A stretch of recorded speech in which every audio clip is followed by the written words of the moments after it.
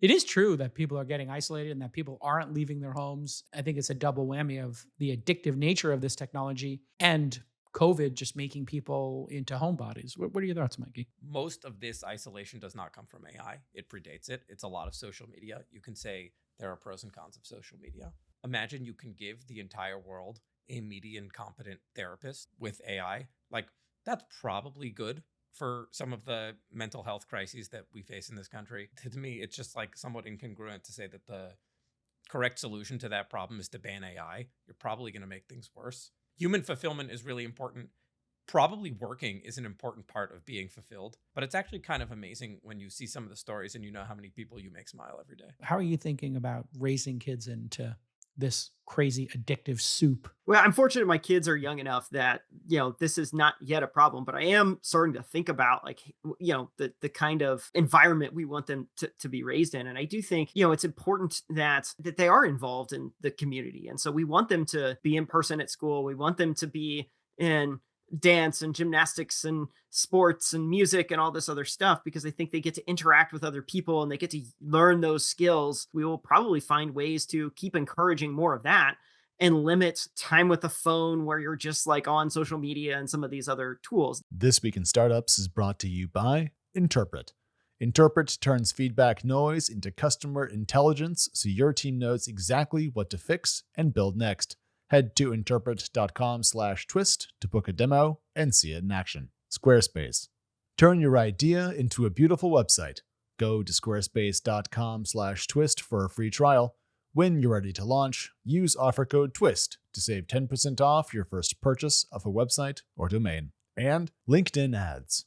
Start converting your B2B audience into high-quality leads today. Launch your first campaign and get $250 free when you spend at least $250. Go to linkedin.com/thisweekinstartups to claim your credit. All right, everybody, welcome back to This Week in Startups. And this is a new podcast we're launching in 2026. It's going to be called This Week in AI. Yes, that's right. A new podcast is coming in 2026. We'll be doing This Week in Startups 3 days a week. 1 day a week, we're going to do our roundtable only with experts, only with builders in the AI space. So think of this as a weekly roundtable in the spirit of what I did at All In or when we do the venture capital roundtable here. And I am stoked for our first roundtable because we found some of the great guests we've had here on the program and people who are building in AI. So no journalists, no analysts, just people who are actually building. And we've got a full docket today. Wade Foster is here. He's the co-founder and CEO of Zapier, who I have known for a decade. Yeah, huh, Wade? I think that's right. We confirmed prior. That was the last time I was on your show 9 years ago.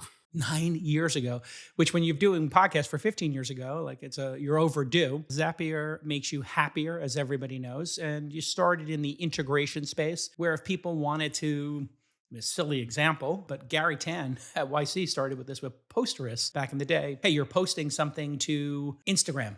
What if that could automatically go to your Twitter handle, or you posted something to Twitter? What if that could go into a Google spreadsheet and you would have a record of all your posts? But since then, a little thing called AI happened. Yeah, Wade? That's right. Got a lot of workflows and agents and all of the above inside of Zapier these days. And we're going to get into that in the program because the year of the agent was supposed to be 2025. And we're going to talk about why it didn't happen exactly and what's going to happen in 2026.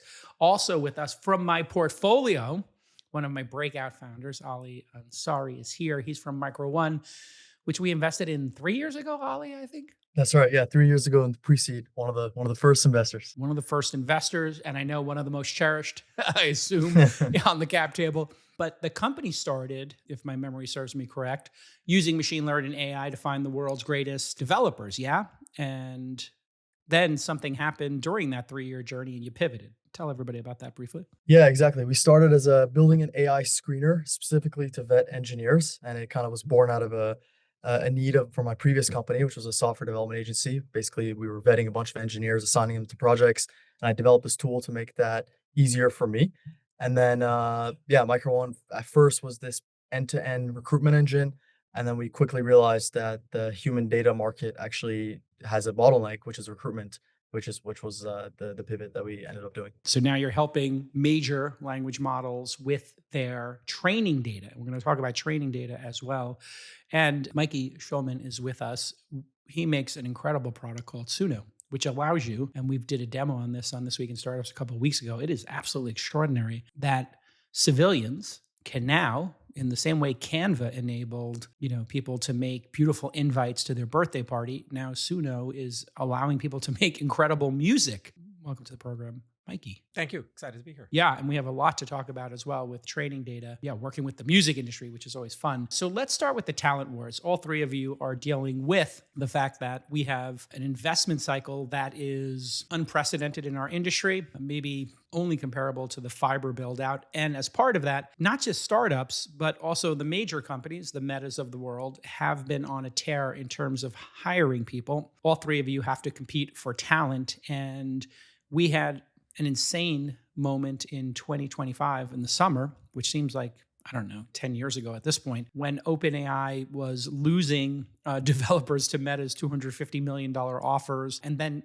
just this week, OpenAI decided to end vesting cliffs for new employees, which is a pretty aggressive move. For people who don't know what a vesting cliff is, just briefly, when you join a startup, your first year of equity vests, you basically get it at the end of month 12. Why do we do this? Well, you don't want to give equity to people who don't even make it to year 2. That would seem profoundly unfair. So maybe, Mikey, you could explain to us what it's like on the front lines right now hiring people and what impact Meta over the summer had, and now maybe what impact OpenAI's new offer is, because this seems like a pretty seismic shift, or maybe I'm reading into it. What do you think, Mikey? I think it's a little too early to know what the impact of the OpenAI thing is. That's like very fresh, but certainly people are talking about it. I think for the Meta thing over the summer, it certainly skews how everybody thinks about compensation. And even if you're not directly thinking about going to work for Meta, it certainly gets everybody's head in a totally different ballpark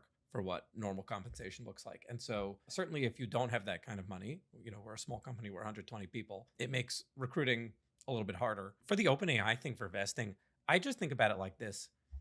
If I'm talking to a candidate who has an offer and trying to convince them to join, and I make an offer with a vesting cliff, and they say I'll only accept it without a vesting cliff, and I just think like, what does that say about that candidate? Maybe they don't actually intend to stick around for all that long. I think this worries me just about creating this really mercenary, really transient culture around building companies, and something I think certainly smaller companies need to try to resist.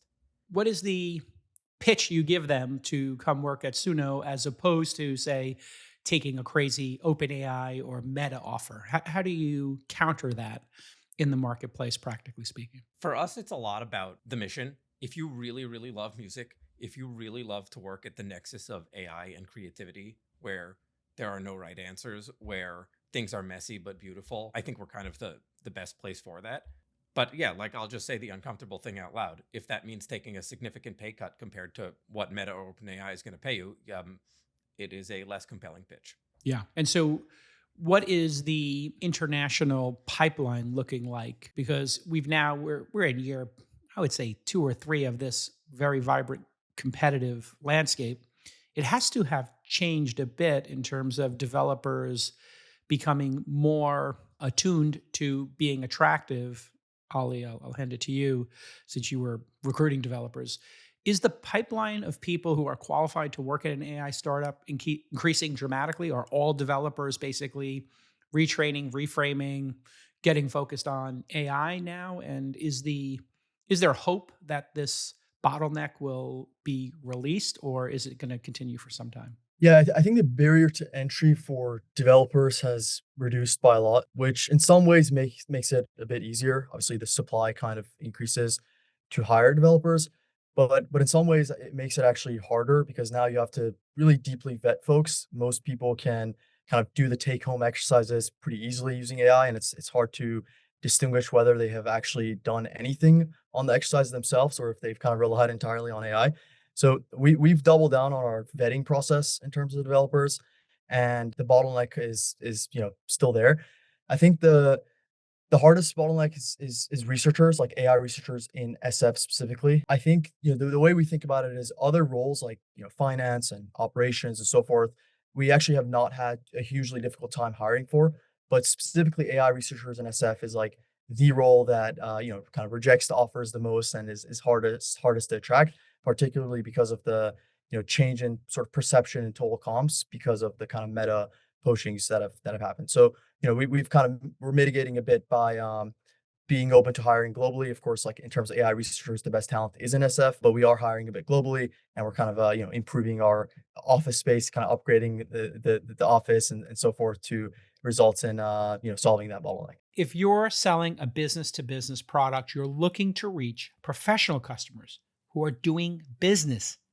And the question you have to ask yourself is, where do those business leaders spend their time? And the answer is obvious: LinkedIn. And these are the real decision makers. So when you advertise on LinkedIn, you're not wasting your money. You're going to target your ads based on job title, based on industry, based on skills. So maybe you want a CFO in the technology space who has been in their job for 5 years, right? You want to zero in on those demographics and behaviors.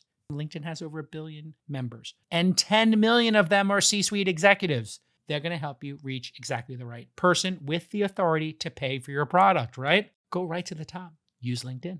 And we've got a special offer just for Twist listeners. Launch your first campaign and get $250 free when you spend at least $250. Go to linkedin.com/thisweekinstartups to claim your credit.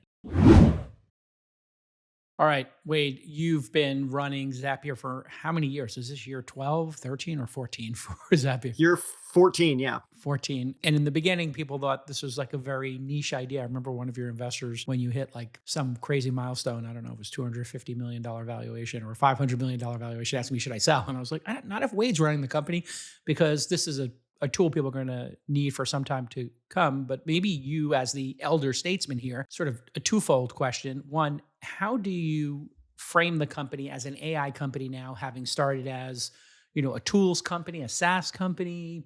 I'm not sure how it was originally framed. And then are you losing all of your developers to these crazy offers? And how do you keep people engaged in year 14 as a startup? So there's two questions there. Take them however you like. Yeah. So I think the first one is Zapier. In a lot of ways, we're really fortunate. We have 8,000 integrations that connect to all these different tools. And it turns out, if you want to build agents, if you want to build agentic workflows, they benefit a lot from having access to data. And so a product like Zapier is maybe easier to adapt in the age of AI compared to maybe some of these other companies that were, sort of built pre-AI era concepts. And so, I think a lot of our folks see the opportunity and they feel like it's sort of well positioned. In terms of then, like, how do we retain, how do we compete from talent? I think Ali was kind of hitting it on the head. There's like a handful of axes here where I see the like talent battles competing on. There's, AI researchers versus, sort of everyone else. And obviously AI researchers are highly in demand. Whereas in, the sort of everywhere else camp, like there still is, you can still find great developers, across the globe. I think you've got SF versus everywhere else. Obviously the talent wars in SF are very intense. Not everyone wants to live in SF. JCal, you moved to Austin. So there's I moved to Missouri. Like there's a lot of people spread out across the United States, across the globe that are very talented, and you can tap into that. I think the other axes we see a lot of challenges on are, execs or leaders who are actually using the technology themselves. There's a lot of people who rose through the ranks, in the 2010s who have kind of just like stepped into more of like a purely management role. And those folks tend to run 2015 playbooks. And those 2015 playbooks just don't work particularly well right now. And so you have to find, leaders who have like some of that leadership management experience, but are in the trenches, playing with the tools, playing with the technology, understanding how it changes the game on the field. And that's another axis that I think is pretty tough to find right now, is people who actually are using this stuff.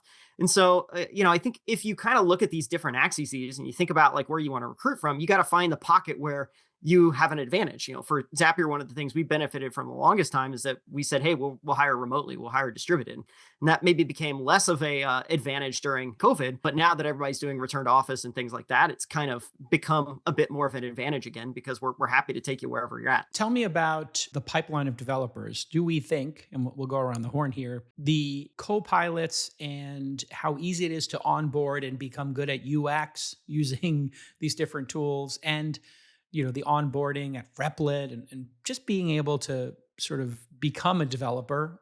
Are we seeing an increase, Wade, in the number of developers and number of people who are developer curious? And is that pipeline increasing? Because that was the bottleneck previously, is we just didn't have enough people going for computer science degrees and becoming developers. Is that increasing radically because of AI, or less so than you would think? Yeah. You're seeing a lot of folks who are able to ship and build things. That is definitely coming true. Now, are all of these folks capable of deploying production applications? And that's where I'm like, there is still a hurdle to there where you need to understand, foundational skills to do a good job at building and scaling tools that you would make commercially available. But even though there is a gap there, it is still a good thing that more people are able to build stuff because it shortens the overall software development lifecycle. You can have, a sales rep come in and say, hey, I prototyped this like feature concept that I was talking to this customer about. Like, do you think this idea would be good? And that is like a way tighter communication loop with a product manager or an engineer than in the past, where you might have a sales rep come in and just say like, hey, someone asked for blah, blah, blah feature.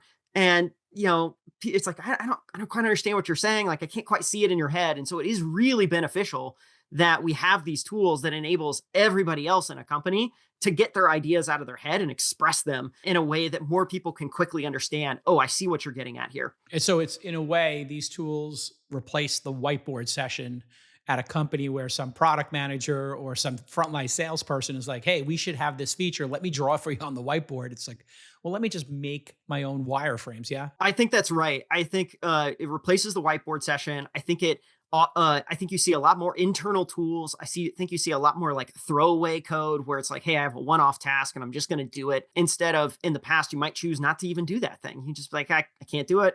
Just whatever, I'm not going to worry about it. And you sort of go along with your day. And so there's a lot more of these like micro problems in organizations that you can actually solve now because you can throw it to Claude Code or something like that to do the work for you. Mikey, what are you seeing in terms of the developer pipeline? Is it increasing, or is it not a major issue for you because you've intentionally kept the company, I don't want to say small, but sort of a tight operation? How many total employees do you have, Wade, and how many do you have, Mikey? We're at 120, but that is not intentionally small. We're trying to grow as quickly as humanly possible. We're around 750. 750, yeah. So, Mikey, tell me, how do you think about the pipeline, training, and maybe people who are developer curious being able to digitally, with a vibe coding tool or Claude Code, make these little solutions that maybe aren't production ready, but they certainly around the table make the conversation move faster? Are you seeing that as well inside of Suno? 100%. I'll echo everything that Wade said. Maybe just a fun data point. I think the last line of code I wrote was a little more than 12 months ago, maybe 18 months ago. And then at the time, maybe 15% of people here were using these things. And now literally 100% of developers and many non-developers are using these tools. And I think the thing that's super interesting is that when you start to be able to solve these micro problems quickly, when you start to be able to make these prototypes quickly, you shorten a lot of the iteration cycles. It changes how you work. I actually think it makes more of the interpersonal stuff more important.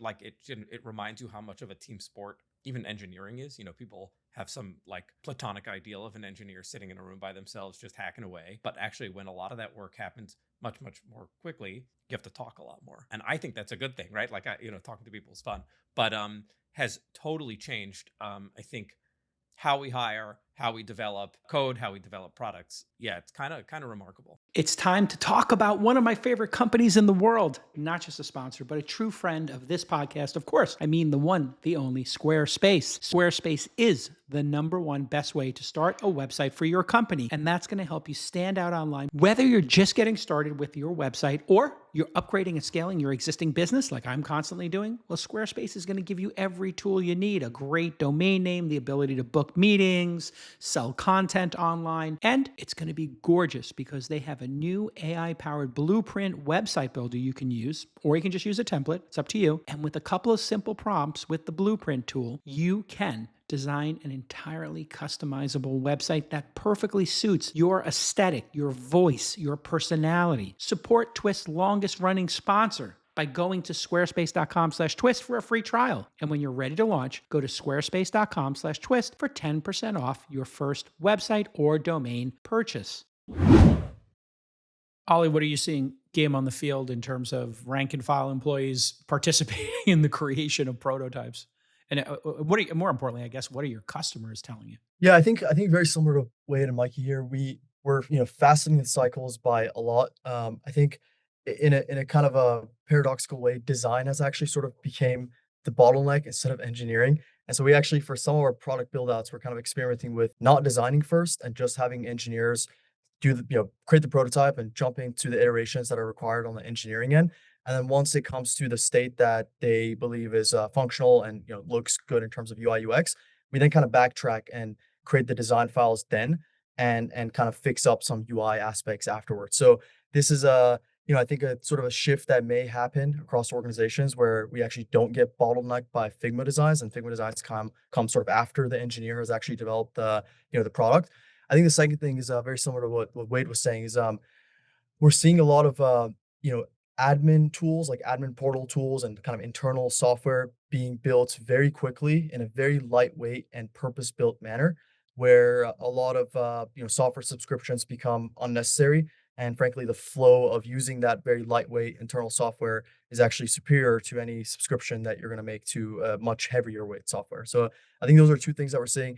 And then the last thing I would say is this results in, as you said earlier, higher supply of engineers because the barrier to entry is higher. So you have to kind of rethink the vetting process. So what we've done is we've moved away from these kind of DSA type of coding problems in our interview process to a much more use AI, build the thing with AI actually, and then just explain your thought process. And then we take that thought process and analyze it and see if they're actually an engineer. Does this mean we're going to a singularity in terms of startup employees who are valuable, Ali, where the person who can identify a problem, vibe code a solution, Claude code a solution, whatever it is, and then the design is perfunctory and done at the end? It's kind of like we're moving towards one type of person who is the identifier and builder of the solution and just good enough. So I don't have to hire some verticalized SaaS product. Yeah. I think we're going to see a similar trend in a lot of different domains. So I wouldn't say the singularity is like for engineers only. I think engineers operating these machines and being way better engineers is the same analogy that you can make for recruiters operating an AI recruiter machine and not doing interviews anymore and being much faster at their job and kind of embracing the more creative parts of their job versus continuous interviews back and forth all day. So I think if you apply this same kind of structure of let me be an operator of an AI agent as the main part of my job, and let me try to get to that as fast as possible, then each of those domains the singularity of them will be this idea of like running an AI agent, basically. Wade, what happens to Gen Xers who had like a more verticalized approach where like I'm a designer, I am a product manager, when you have these, I'll assume 30 something Gen Zs, elder millennials or younger millennials even, who can just kind of wrap the whole thing up in a bow and bring it to management? Well, I think the skill that is really valuable these days is not how much you know, it's how adaptable you are. And an interesting thing that I see is there's this debate like who benefits most from AI? Is it, the folks who are like senior, the best at their skills, or is it the junior folks who can now work fastest? And I think clearly both are benefiting a lot. But what has been interesting for me to see is the folks who are really sharp at their domain and who are adaptable and interested in learning are just doing some insane stuff right now. And they're able to, collapse the skill stack in a way that, I think was just harder before. Like it's faster than ever to go from like, 0 to 80 on a particular domain. And so now if you were like a really good engineer who was like interested in design or interested in marketing or interested in some of these other things, and you had good ideas, the types of things you can do now are very impressive. And so I think that the Gen Xers who have like spent their like years in the trenches, like learning a lot, honing their craft, and really know how to do that, who are also embracing AI, man, I think you're probably very well positioned to build some incredible stuff these days. Best advice for a young person graduating school who can't get that entry level job, Wade? What's your best advice to them to break in? Because we are seeing this even in big tech. We're seeing it in traditional companies where, hey, there's somebody on the team who's an elder statesman, as you're talking about. And talking about Gen Xers as elder statesmen is just crazy for me because we were the punk rock kids, but 15, 20 years ago when Web 2.0 came out. What's the best advice then for young people entering the workforce who just don't have a job offer from Google or Meta or Apple today, and they're kind of concerned that nobody is hand holding them into a career. I think like that curiosity is great. Like the thing I remember, I graduated from college in the financial crisis and no one was hiring then, even if you were a good student. And, but this was kind of like the age of the internet. And so like, around when I was graduating, you saw like Stripe and Twilio and Dropbox and Airbnb, like these companies were coming online. And, what you could do was you could just go make things, you could build things, you could learn to code, you could figure out how to ship things, and you could email founders and say, hey, I made this cool thing. I think your company could do this, that, or the other.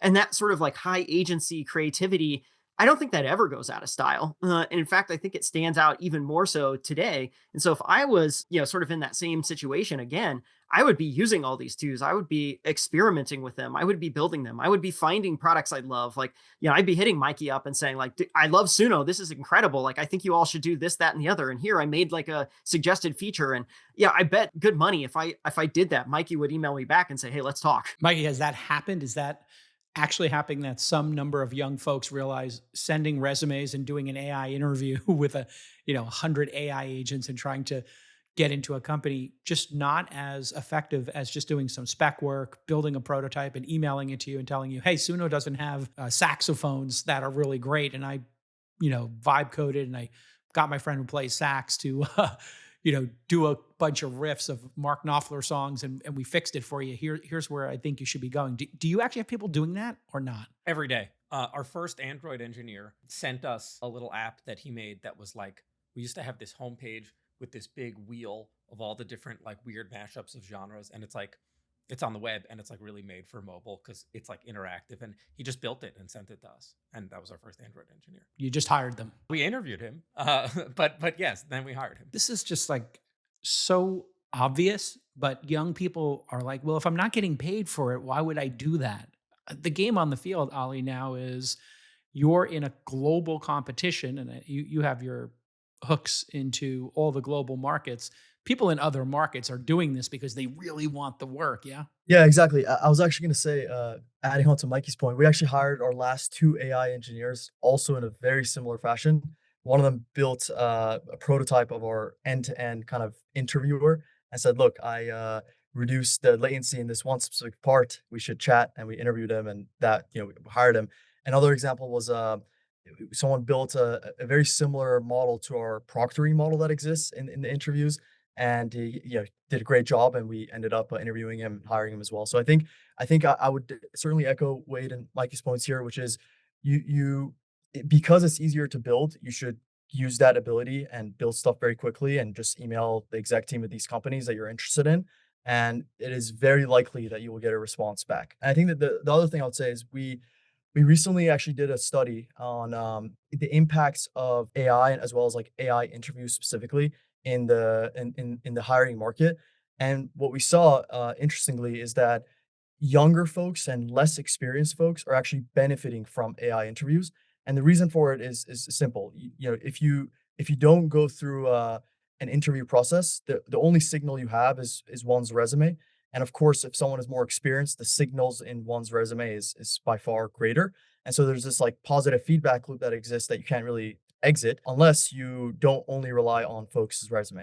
So what we saw is that inexperienced folks that are willing to grind and learn and so forth actually did better in interviews and ended up subsequently getting hired at a higher rate. A very simple way to say this is do the job that you want and somebody will hire you. But you just start doing the job every day and somebody will hire you.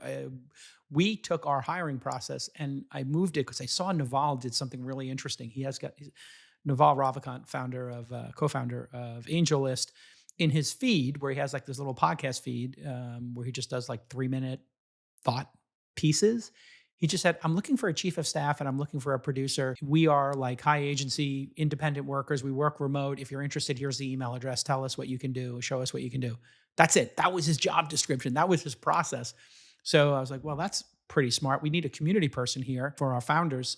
And we just popped up the email community@launch.co and said, email us what community experience, what you've done and what you would do for communities around startups and angel investors and seed investors. And we did the same thing. We wanted a CapCut editor. So I said, hey, we want them to do CapCut. Just create CapCut at launch.co and have them email us clips of the existing show. And we paid them for it, but my Lord, the hiring process went so much faster when we just simplified it and said, show us you doing this task. The best way to tell if somebody can do a task is not to talk to them, it's to look at their work. And I think that's, something all CEOs know inherently and all high agency people know, but a lot of young people in the workforce are trying to figure out, all right, let's go to our next topic, training data. Ali, you do this for a living at Micro One, and Mikey, you're very focused on the music space. So I got a lot of questions about this. How much training data is left, Ali, in the world that hasn't been scraped, open, crawled, etc., or licensed now, because we're entering this age of licensing where Reddit, Quora building really nice businesses. Obviously, Elon bought Twitter in order to have proprietary training data, and that's why Grok is so good at real-time queries. Is there any data left, and how are these large language models or verticalized models creating data? And it's a bit of a softball question since this is what Micro One does for a living. Yeah, so there is no data left. There's the internet has obviously been trained on, and I think there's a large scale kind of equivalent data sets that have similar quality. So training on them actually doesn't really meaningfully improve models. So the way we look at it is we're in the phase of post training where net new data is required, and that net new data is created by humans, oftentimes human experts and subject matter experts in specific domains that are creating very complex, high fidelity data sets to continue improving model capabilities. And I think the route that foundational models companies are taking is they're trying to improve in the highest economically valuable domains, and they try to improve in with data structures that are emergent, which means improving not only in that domain but also improving the model generally. If you're not listening to your customers and iterating based on their feedback, your startup will fail. So if you're drowning in feedback from support, reviews, calls, it's time for Enterpret. Enterpret is the customer intelligence platform that helps you turn random comments and feedback into actionable insights that help grow your company. Their AI system is already trained on your business and your product. It then reads all your support tickets. It reads all your reviews, call transcripts, and surveys. Then their agents actually update your team in Jira, Linear, Zendesk, and Slack. So this feedback doesn't just sit in some email or messaging thread, but it actually helps keep your team moving the ball forward. Find out why Canva, Notion, and Perplexity are already using Enterpret to stay on top of what they need to fix or build next. So if you're ready to turn feedback chaos into customer intelligence, head to enterpret.com/twist to book a demo and see it in action. That's enterpret.com/twist. Give some examples of the top, high value verticals. Obviously, people have watched. We have an investment in a company called Tax GPT that's doing tax law specifically, which is granular, which is detailed, which you need expertise in, which is always changing. Obviously, tax laws change every day globally in hundreds of markets and thousands of different little niches. So I'm assuming accounting and legal are obvious ones in there, but and maybe coding. What else is in this list? What are your clients asking for, generally speaking? Yeah, the three main categories are finance, medical, and legal. And coding, is a very close fourth. Those are the ones that we sort of focus on based on the demand that we see. I think that the current state of the market is very, very much still in this phase of getting the models to be really good at question and answer pairs, like really complex questions and very complex domains. But we're now starting to enter the phase of models actually doing things in those domains. And I think tax is actually a really good example. If you think about like what is a question answer pair in tax, it may be giving your income of the year and then asking for tax advice on purchases you can make before end of the year. And the models do, I think, a pretty good job at answering these singular questions. But where models fail at very much so currently is when they have to answer sort of like multiple questions in a row, which is equivalent to saying they have to sort of do things. And the simplest way to think about this is if you assume that there's any given domain that has, let's say, 90% accuracy in answering any given question, any arbitrary question. If you take that and you have to answer multiple in a row, let's say 5 questions in a row to actually do some actions, and you do 0.9 to the power of 5, you're going to very quickly kind of go to 0, right? The accuracy is going to converge towards 0 very quickly, which is why training data for tasks that have these sequential actions is much harder. So one of the environments that actually we're creating is a tax environment specifically for California W-2 taxes. And as you can imagine, there's lots of steps to filing someone's taxes, such as collecting input data from them first, making sure you actually have the right input data. There's some partial rewards for that. And then there's a conversation that happens around tax advice and a bunch of steps in between. And then ultimately the tax is filed. And each of those steps, they depend on each of the previous states, and the previous states need to be accurate for the following states to be accurate as well. What do you call this career where a tax expert who's 10 years into their career can say, you know what, I don't like clients anymore or customers. I just want to answer questions and, be heads down talking to an LLM and making it better. What is the career path that this is now, Ali? I don't think it's mutually exclusive to like not liking clients and wanting to just train models. I think the way we see it is these experts do both. The category is called AI training, AI training experts or human data experts. In fact, one of our competitors actually just came out with a study that there's over 200,000 people doing these type of jobs now. I believe just in the US, it might be internationally, but I think it was just in the US. And so there's a lot of folks that are, spending 15, 20 hours a week of their time training models. And I think that the way to frame it is they are getting paid to do things they're already really good at, and they're getting paid often more than their day job in almost every case, actually, to train models that will help them do their job in the future. And I think that's a nice way to look at it. HDs, human data experts. I love it. And they could be doing this freelance, as a side hustle, be doing it very quietly. Maybe they work for a big four accounting firm or whatever. And then on the weekends, they get, $200 an hour, $300 an hour work to do this kind of stuff. Yeah. Exactly. And I don't think most people are aware of this fact that this is what training data has moved to. Wade, you have, I'm assuming, hundreds of thousands of people every month architecting workflows, which you can then have as proprietary training for the Zapier God operational.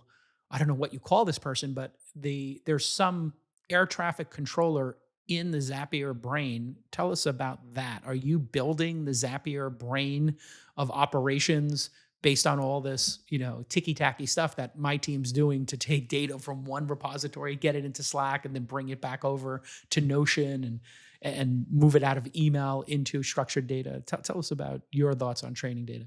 Yeah, I think, any company that has, proprietary data, they're trying to figure out, hey, can we use this to provide like a better product experience, a better application than the foundation models can directly provide themselves. And so, in the case of us, we're sitting on 14 years of workflow data.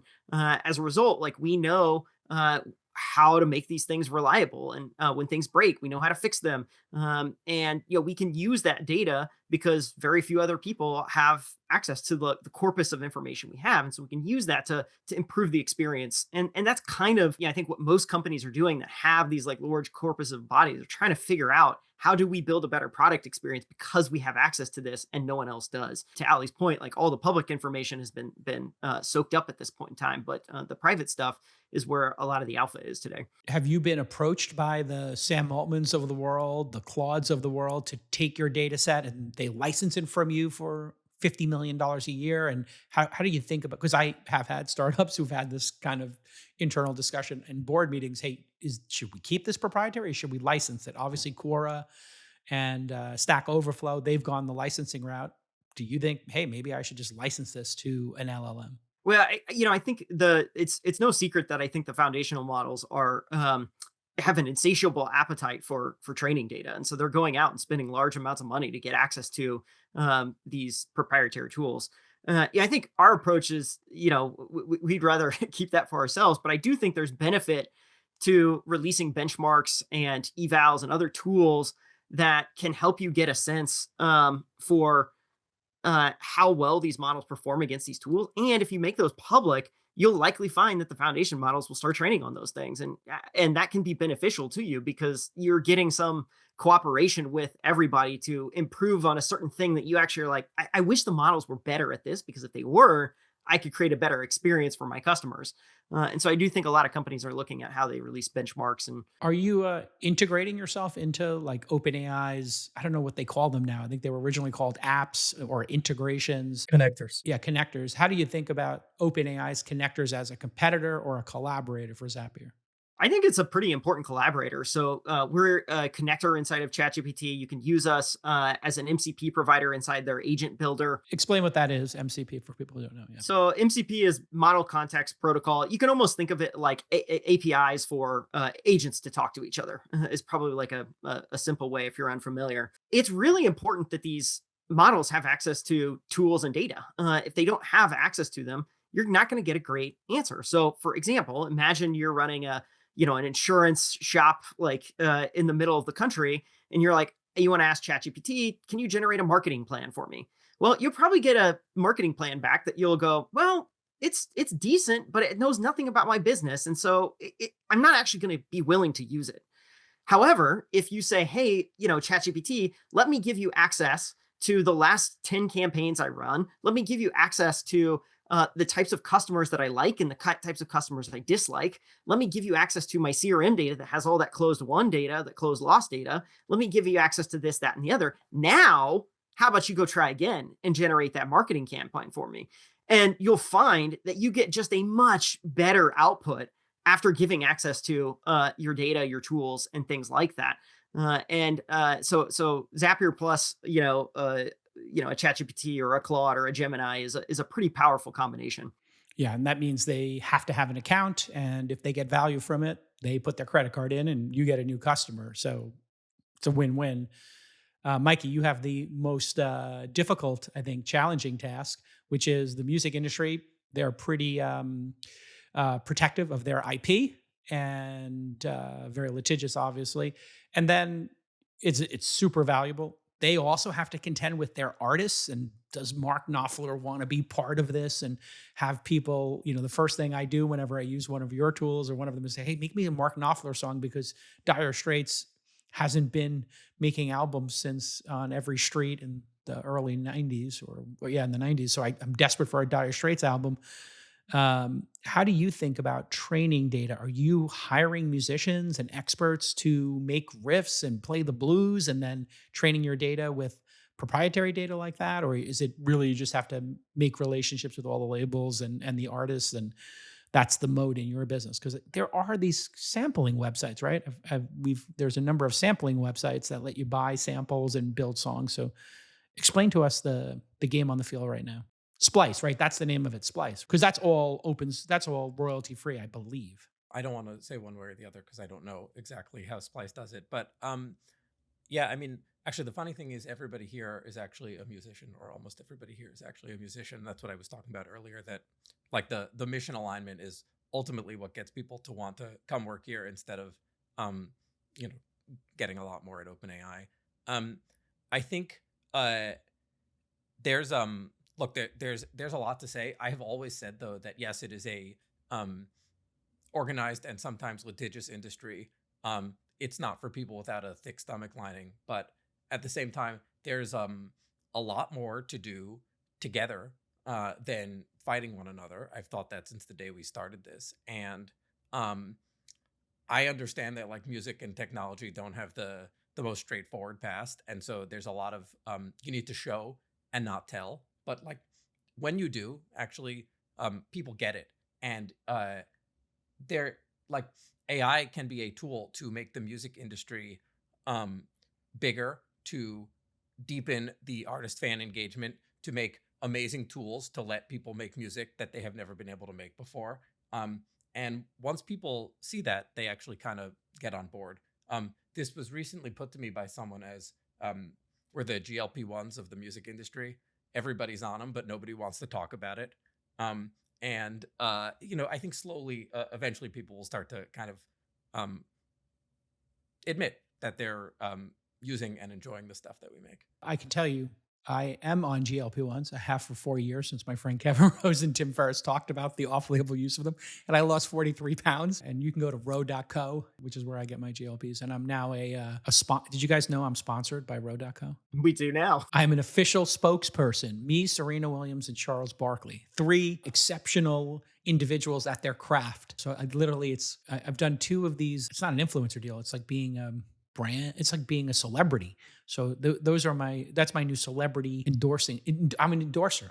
It's my endorsement deal, but they are using it and they're making great music. And Mikey, people don't need to be precious about this tool, do they? Because a lot of the great music of this century has been based on sampling some incredible David Bowie song, some incredible hook. I mean, Kanye West, Diddy, no Diddy, whatever. I know he's in jail and this Diddy documentary is pretty brutal, but he was famous for sampling the Sting song, Every Breath You Take, in his tribute to Biggie Smalls. This is not new to the industry, and they actually are particularly good at figuring out how to create compensation already for sampled music. Yeah? I think that you're right. This is not new. It was with sampling. Actually, if you go back to the another huge technological change in how music was made was just digital production, that you used to need to go to a studio and make music on a really big, expensive console. And now, you can have a 13-year-old bedroom producer doing it on their laptop. At the beginning, people said that's not real music too. And that led to new genres of music, that led to an explosion of music, that led to, I think, a very positive force. I think the thing that's different is just things are happening very quickly now. Like everything seems to happen. You said it feels like 10 years ago when OpenAI was doing everything or when Meta was doing everything they were doing during the summer, and that was 6 months ago. And so it is a very dynamic time. But the best future is built in partnership and not fighting one another. Yeah, I remember when I was coming up in New York in the late 90s, I used to play basketball with a DJ. His name was DJ Clue, and he made mixtapes. And he started by selling them literally at train stations or from the back of his car kind of situation. And basically sampling and remixing started as like just selling tapes, in Harlem, on Canal Street, et cetera. And then it became a big part of the industry. And you had breakout artists who were part of that. Has there been a breakout artist from Suno yet where they used the tool and they broke into the music industry building AI first music? We have. It's still very early, of course. But as an example, there's an artist with the name Xania Monet. I don't know if you saw that, but it's a lady named Nikki who is an incredible poet who writes from like this really deep emotional place. She puts her lyrics into Suno. She makes these songs. Those songs resonate very deeply with people. And she got signed to a record deal, like a real record deal, not just a distribution deal. And I think that's amazing. Like her music is clearly resonating with people. And to me, that is not depersonalizing it. There's a real person behind it. She's incredibly talented. Here she is. So I think like she got the follow. And this is not her. These are all AI images. But if you go and you listen to the music, it's really touching. Amazing. So this has already started to tap it. And this is when something's happening, is when I was talking to Tony Hinchcliffe from Kill Tony. The people at the major artist representation firms, like agents, are now using Kill Tony as where they source the next wave of talent. Just people who've gone on and done a minute of Kill Tony, somebody will get to them before the Kill Tony episode has even come out. And so this is what's going to happen with Suno. Yeah, you're going to eventually be the place where people are looking. And is there like a public repository the same way, Sora has like, here's a gallery of, things that are trending? Is there like a trending on Suno somewhere where people can look at the trending tracks? And do you host the stuff, or do people just go on DistroKid and my friend Phil Kaplan's company and then put it on Spotify? Tell me about the bridge. And is that part of your plan, is to build that bridge into the, mainstream industry? No plans right now. We do have a trending page on our website. Humbly, it's a little crude still. It's not been the biggest focus, but no, I mean, stuff is there and gets a lot of plays, and people love when their stuff gets a lot of plays. I think it is like a basic human desire to want recognition and admiration for the fruits of your labor. And so I don't think that's something to be ashamed of, that like, hey, I wanna actually like get to the Suno trending page. Another artist, Oliver McCann, with the name I'm Oliver, has, I think, the most played Suno song ever, and because of that also got signed to a record deal. And so like it's stuff like this that is actually amazing. You would never have found him or Xania Monet without giving more people the ability to make music. Amazing. All right, let's go to a bigger, broader issue, which is acceleration versus deceleration. Bernie Sanders seems to have joined the AI discussion. And listen, this isn't going to be a politics show, but AI is having a major impact in the world. We've never seen a technology this powerful, and we've never seen a technology advancing this quickly. Everything we saw last year seems, incredibly basic and crude compared to, the products we're seeing this year. And the same thing will happen in the next 6 months. It's only accelerating. Here's, and I'm assuming you all saw, did everybody see the clips of Sanders? I'll play a couple of them here, but I'm thinking you guys have been seeing this because it's trending. All right, he makes basically 3 arguments. The first is billionaires, which in the socialist mind are terrible things, as opposed to a capitalist or a democracy. Everybody should be able to have their own path to success. Here's the first clip. He's blaming all this on billionaires who want more wealth and power. Play the clip. Surprise.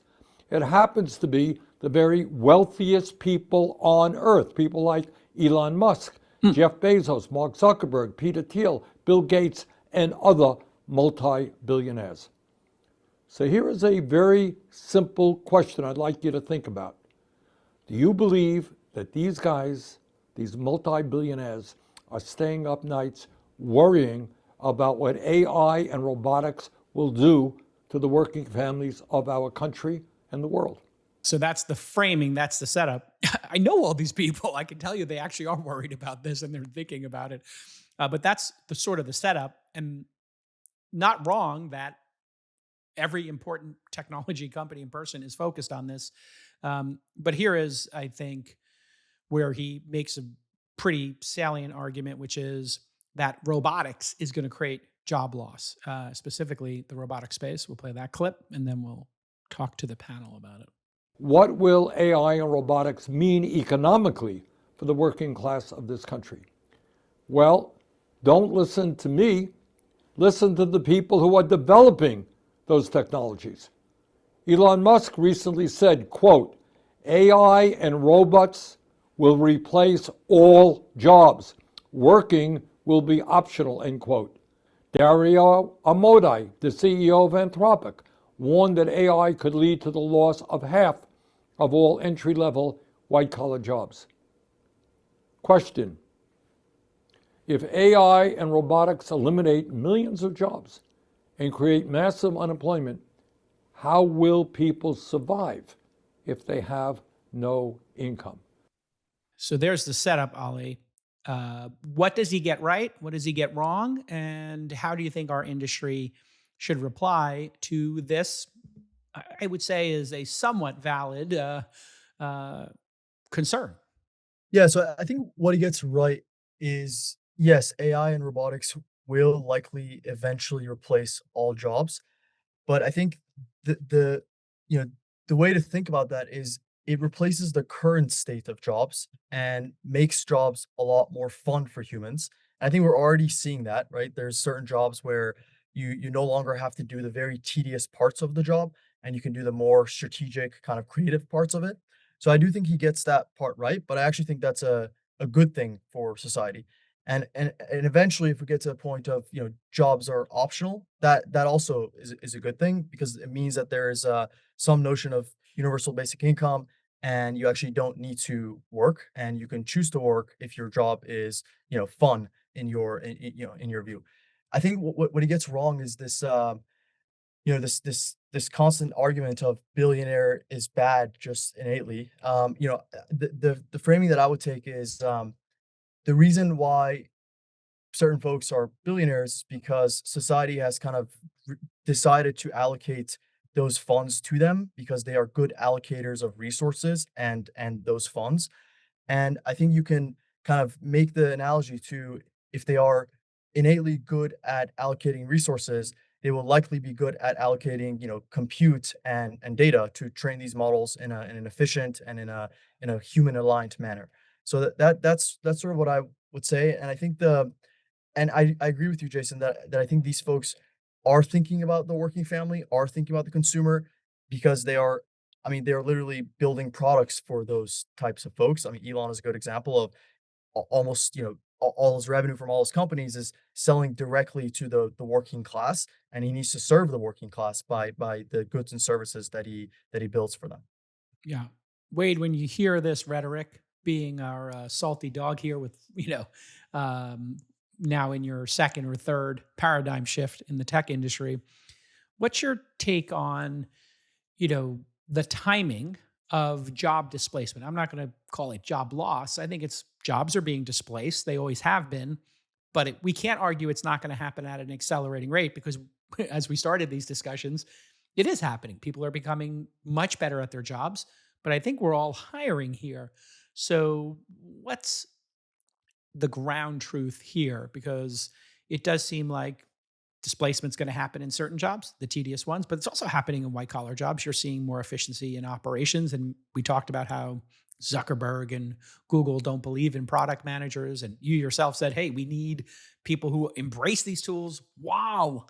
Still having some experience. So unpack his position. What has he got right? What has he got wrong? What we're seeing is just the continuation of inventors building things that make society better. If we rewound the clock hundreds of years, most of us are agrarian farmers. And I think most of us would agree that life is better now than it was, 500 years ago.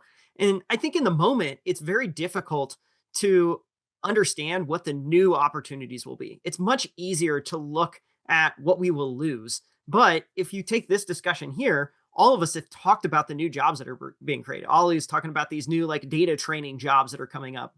Mikey talked about these new people who are now able to create music. We have folks that were living in cars who now have automation agencies. So with new technology comes new opportunities, new jobs.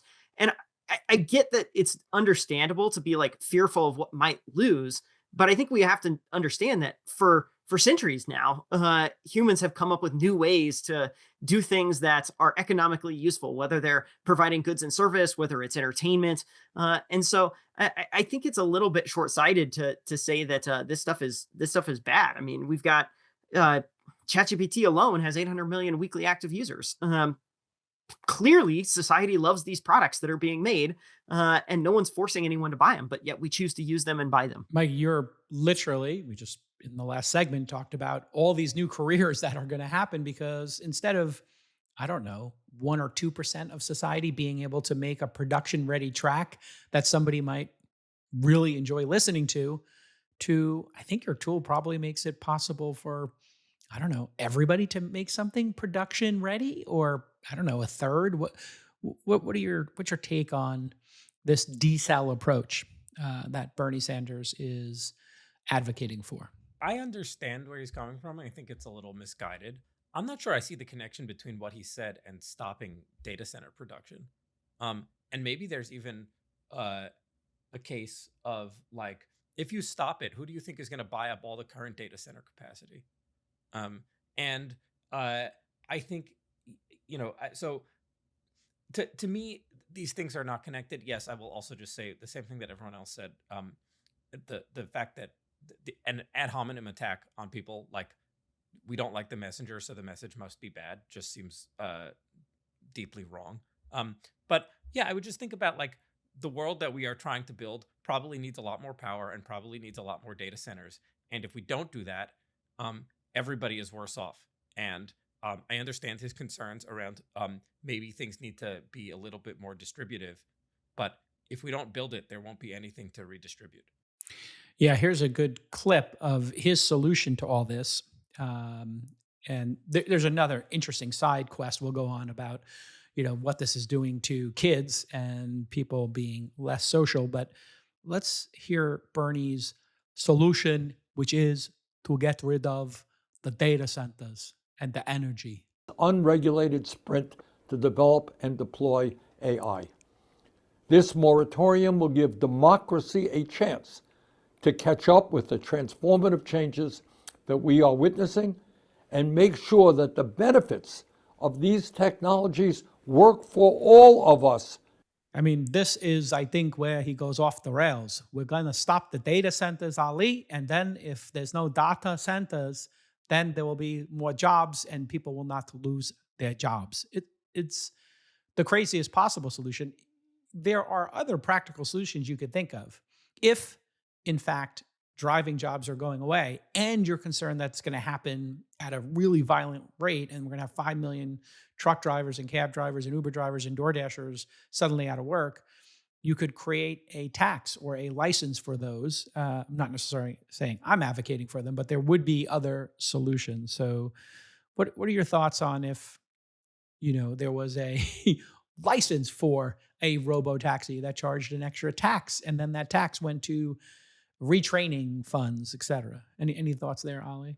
I think that's sort of a similar incentive to actually reduce innovation. I think if we're taxing robo-taxis, we're kind of not incentivizing them to spread like they should, in my view. And I think if we if we follow what Bernie is suggesting as a solution of basically a full stop on AI, so that he can kind of catch up to understanding it and the government can broadly catch up to understanding the systems, we will simply lose the AI race. I think if we fully stop and really implement the solution, China will win the AI race, and we will be forced to use Chinese models, which I think we certainly don't want U.S. data and U.S. infrastructure to depend on AI models in China. And I think the important thing to do is obviously think about the future and try to mitigate the risks of job loss. But as importantly, you should kind of analyze the current state, which is there's as we said earlier, there's a lot of new jobs that are being created, and a lot of existing jobs are simply becoming more fun and creative. And I think if I were to ask Bernie like if he knows about the 200,000 AI training jobs that have been created in the U.S., he probably doesn't know about that fact. And I think that we need to kind of educate folks that have this point of view on the current state of the world, which is very beneficial to humanity. Yeah, Wade, it would be absolutely extraordinary if 30,000 people didn't die in car accidents unnecessarily a year. And if the price of Ubers and DoorDashes went down 50% or eventually 90%, well, then people are going to get that benefit as well. Your thoughts as we sort of wrap up the segment? Yeah, I kind of just come back to these products are very popular. 800 million people use ChatGPT, and that's just that product alone. Tons of folks use the products that we're, each of us are founders of. You talked about Uber and robo taxis and Waymo and like the life saving that can cause. We're not talking about like new drugs that can solve diseases and all these other things that I think are very positive. And so I do think it just feels very short-sighted to say, hey, we're going to pause data center construction because of that. I'm not sure what the ultimate solution will be. Like, I understand that, if you're in a policy maker, you got to think through like the societal ramifications of and there needs to be a debate around that. But this solution feels, pretty short-sighted, honestly. It's a dumb solution. I've been giving this a lot of thought, obviously, and we've talked about it on All In for the past 2 years. I've taken the position that the job displacement's happening faster than we think, but I don't think deselling is the solution. I think actually the rallying cry for our industry should be able to communicate 3 areas of focus that would benefit Americans, specifically young Americans. The 3 most overpriced items right now in America are education, healthcare, and housing. All highly regulated. All highly regulated. And all of them could be disrupted in a major way by AI. Robots building homes, healthcare becoming super cheap. Daniel Ek is working on reducing the cost of these 3D body scans to just a couple of $100. And obviously education is going to be dramatically impacted by this. Why would you spend $100,000 on a degree when you could teach yourself the same tools and become amazing at them without spending $100,000 in higher education? Why don't we just as an industry show the world, specifically Americans, hey, we can really lower the prices of those 3 really acute things and make it easier to own a home, easier to educate your kids and get ahead of this. And then, Mikey, live longer and lower the cost of healthcare. All of these things are going to happen. I think we have a communication issue in the technology industry with the democratic socialists, and we just need to bridge that gap. Hey, how would it sound if healthcare was free or close to free? How would it sound if homes got built faster? And how would it sound if, education was free for everybody and you could get a really great trade skill very quickly using these tools? Can't follow that. Hard to argue with any of that. No, I think tech has a pretty bad communication problem in general. I know our corner of the universe of it, but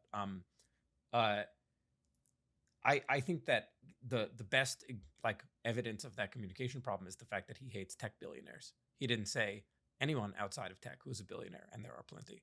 And so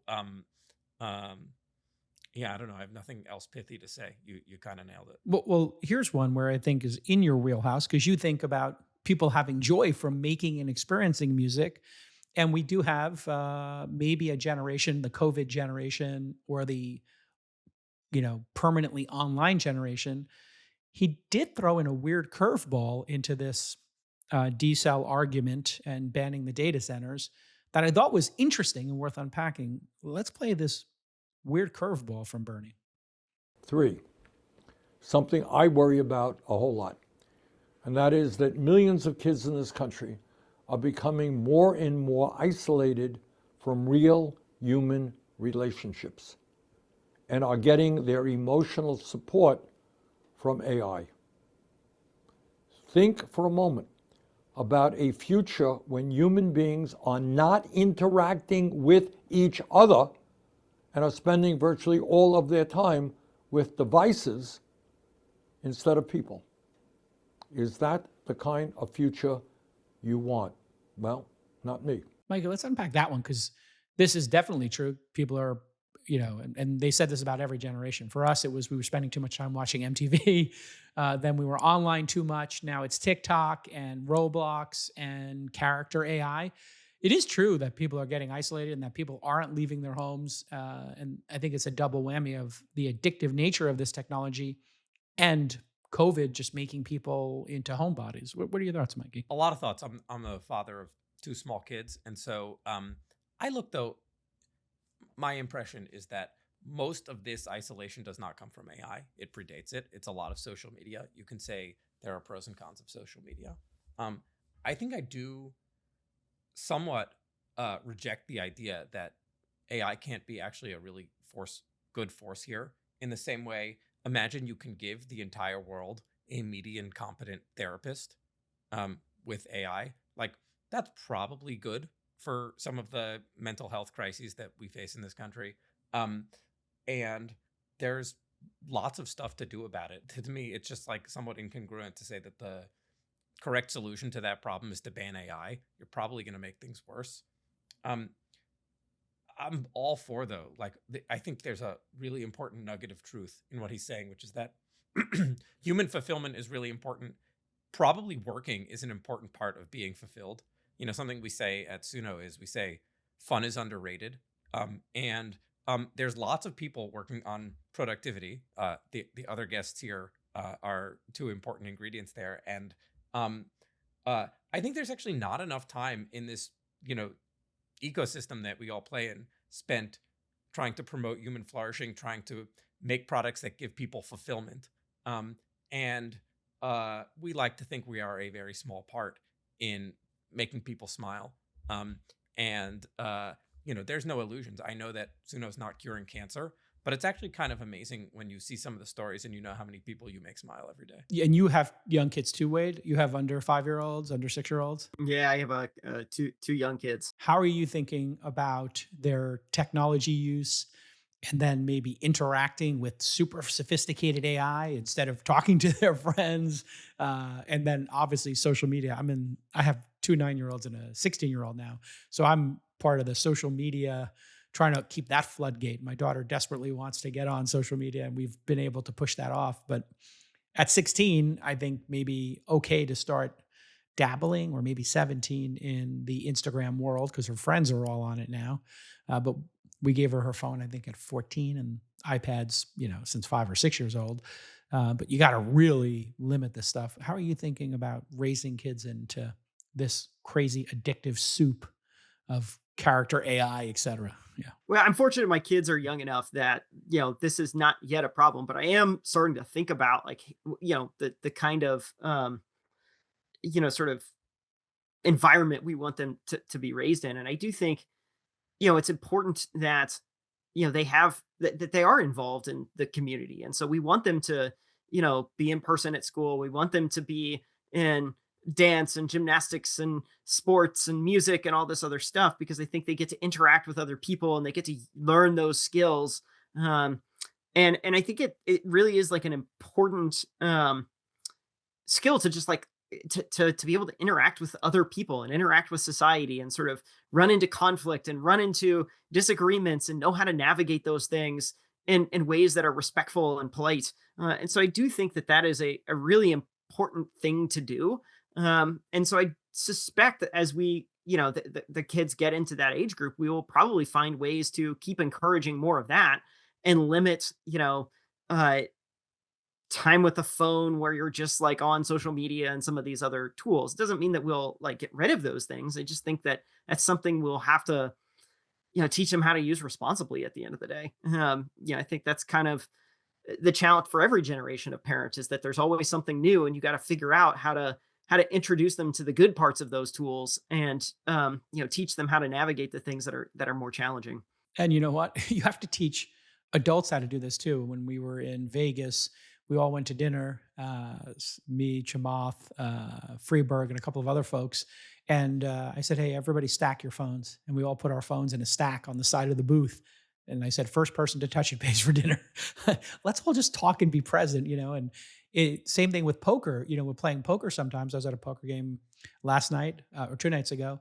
And I instituted the phone penalty, which is every time you're on your phone and the action's on you, you put $25 into the pot and then it doubles each time. And it got to like $200. People started to put their phone down and experience being with each other. You have to actually create these moments. You have to be thoughtful about it. And it's the job of parents. But look at this list of, these are 50 Jeni AI properties by monthly visits. And I think A16Z shared this recently on social. Of these 50, it looks like 3, 4, 5, 6, 7, 8, 9 of them are character AI, spicy chat, candy AI, juicy, all of these character-based ones. These are particularly addicting, especially if you are socially isolated already. These are the ones I don't think these things should be 16 and above or something. You do not want your kids getting into a crazy relationship with an AI character long-term. You got to create these moments. I started reading at night because I'm so addicted to, TikTok and Instagram and mostly X, and just, trying to read every night for the last hour or half hour is such a better win in terms of getting yourself to sleep. And so this is going to take thoughtfulness on parents. All right, listen, we've been going for 75 minutes. I guess we could either save the year of the agent or we can do it lightning round. You guys got 10 minutes to lightning round it? Okay, we're going to lightning round it. Wade, agents were supposed to be here this year, and we were supposed to all be hiring an agent to do HR, to do customer support, and not have to do these functions at all. It's still kind of co-pilot-y. It's still kind of vibe code-y. When do the agents actually start working and we can just give them a job and not have to be co-piling it? When can we just give them the controls?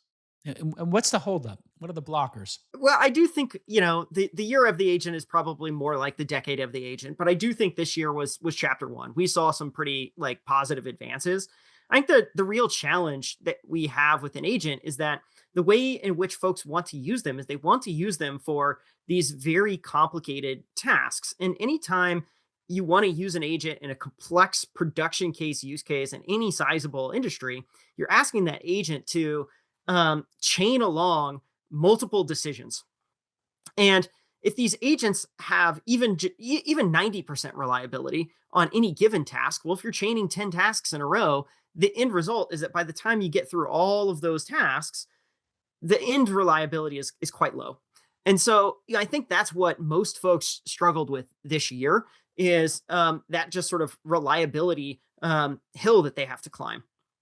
And so what we've seen a lot in practice is in our customer base is combine, and we have agents and workflows. And so oftentimes folks are combining these two concepts together. A workflow, the way I distinguish the two, by the way, is that a workflow is very deterministic. It's a set of nodes. It's if this, then do this, then do this, then do this in a very structured way. Whereas an agent has a list of instructions and tools and data associated with it, but the agent gets to decide how it goes and performs those tasks.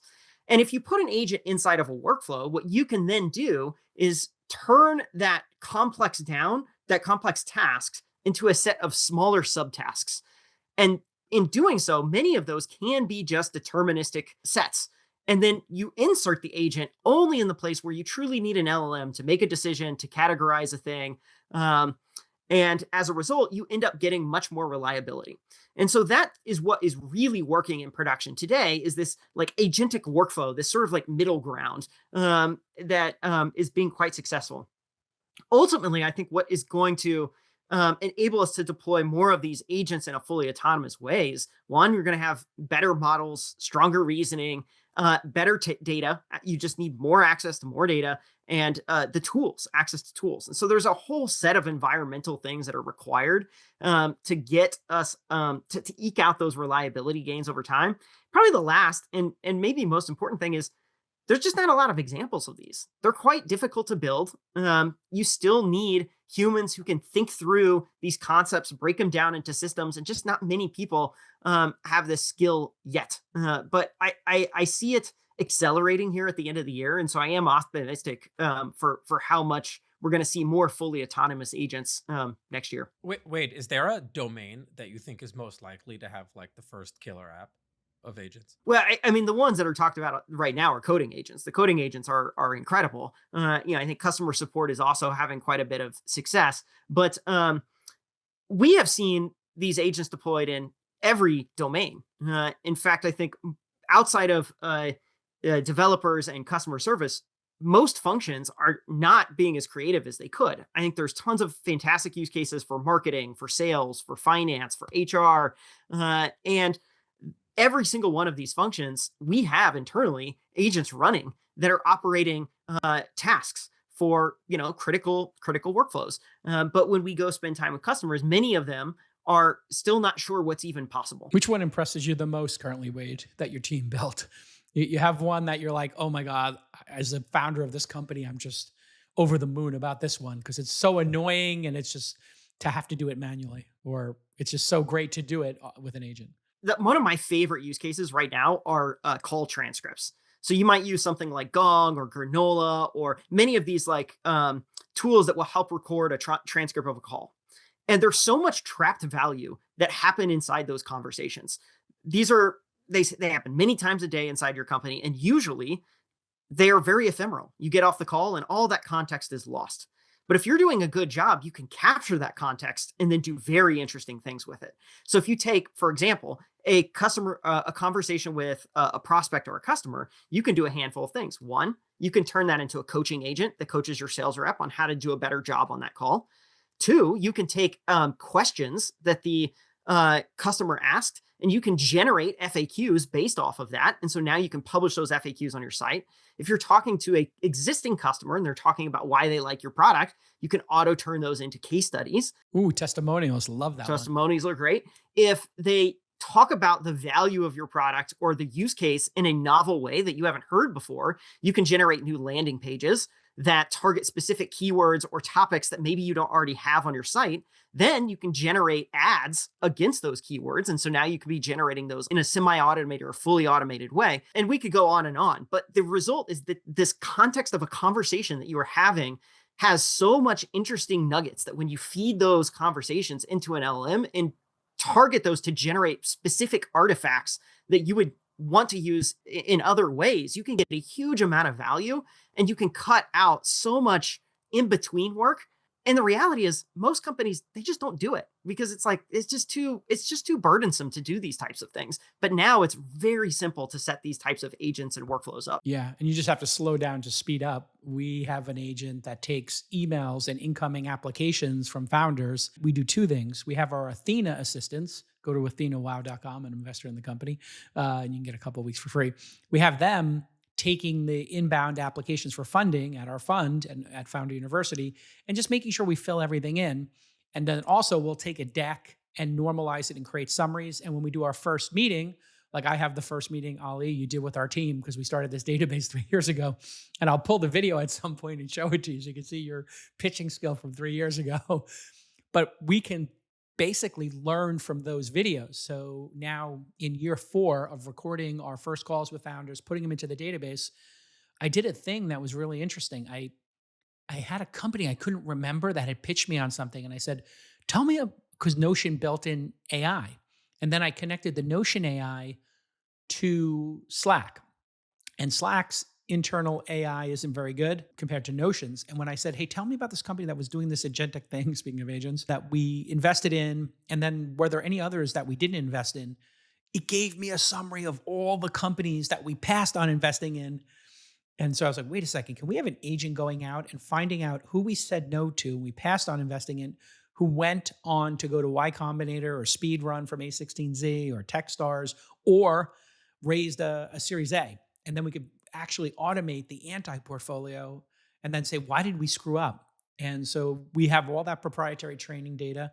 And that's, my big mission in 2026 is to make those agents actually do the full cycle of a venture capitalist job and see how far we can take it. Ali, you have some thoughts on this as well, because you're obviously building training data, but you need tools to automate the building of training data. So take us through your thoughts on it. I think Wade said it really nicely, which is we are in the chapter 1 of Asian build-outs for enterprise and otherwise.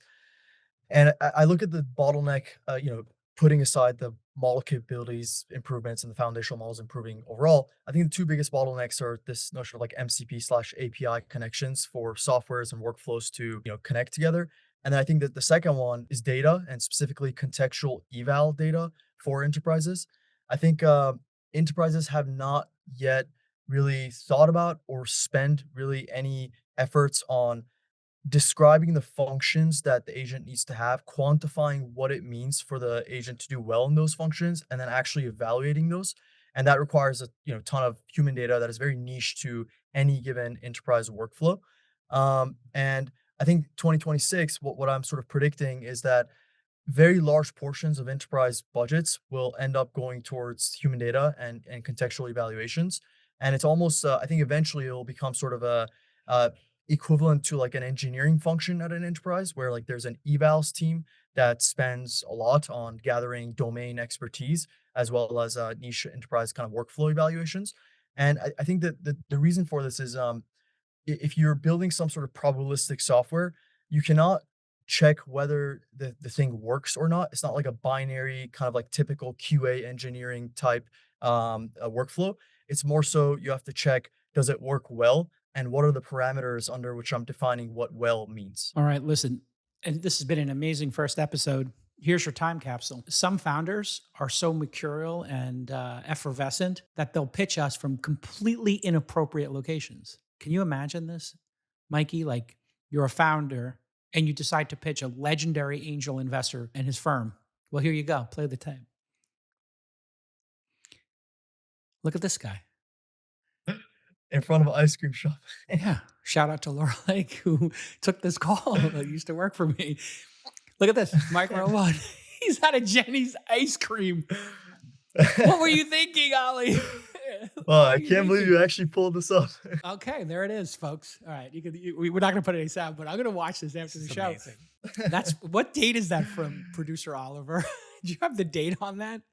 How many months ago was this? From Ali trying to convince us to. This is from 3 years ago, almost, of Ali pitching us on his better way to hire engineers and evaluate them. Shout out to Ali. And whatever we invest in, we're always investing in great hair, by the way, Ali, back then. Yeah, well, the hair was great. I know I lost. Well, we all do. So we're all going in the same direction. But this is what I tell my, new researchers, Ali, and it's the challenging founders who are odd or, otherwise, different that change the world. A pitch from Jeni's ice cream. Do you even know what flavor of Jeni's ice cream you were having back then? What were you getting? That was actually outside my Starbucks office, which I was at for a couple of years actually. And then I moved to an actual office, which was first WeWork, and I realized that the sensory input I was having in that Starbucks was actually like very stressful. The noises, the smells, and so forth. But I didn't realize it back then. Imagine if I had this for Robinhood and Uber and DataStax and Thumbtack, the first pitches. Anyway, this has been a great episode. Thank you, Wade. Thank you, Mikey. Thank you, Ali. They're all hiring. So go to Micro One. Do you have a URL for hiring? Yeah, microone.ai/research, specifically for researchers. All right, we need researchers. So if it sounds great, you want to make a couple of $1,000 a month, tens of thousands of dollars a year, and you're an expert on something, reach out to my guy, Ali. Mikey, if somebody is passionate about music and understands technology, where should they go to apply? Oh man, this is embarrassing. I don't know the URL off the top of my head. It's probably suno.com/jobs, but just Google it. Yeah, and your suno.com is your domain. And who knows, maybe the CEO has the proper email address. You never know. I'm sure you can guess my email address. You might be able to guess it and send him something incredible. Wade, I don't know if you're hiring right now or you're busy automating all these jobs away, but I assume you're hiring some positions, yeah? Yeah, Zapier.com/jobs. But like we were talking about earlier, just build something interesting, notice a problem, and drop us a line. I'd love to see how you can, what your ideas are for making the product better. If you want to get a jump on the This Week AI launch, which will happen, I think, officially in February. This podcast is going to be in the This Week in Startups feed during 2026. So if you're listening to this and you're a This Week in Startups listener, that's fine. You'll see it in your feed. However, you're going to want to sign up for This Week in AI.ai. And you can get our daily newsletter where we just bullet point the most important stories. And you can subscribe to the YouTube channel. All of that is available at thisweekinai.ai. We'll see you next time. Bye-bye. Great new hit song powered by Suno. What's this track that you made? Is this like... Here we go. Volume. Look at this. Mikey, what do you think of DJ Oliver? I'd go see him do this live, for sure. Really? You Yeah. might get a lounge gig out of this. Is there a lounge, Oliver, that you can spin at here in Austin? All right, coming at to you live from You compare it to the new sample. KCRW, the sound of Santa Monica, 92.3. I did Easy the, listening. I like used my voice and recorded a clip and then put it back into remix, and I made a little guitar solo. That was a little dope. Oh, there you go. So it looks like it only really changed the first half, but pretty cool. Awesome.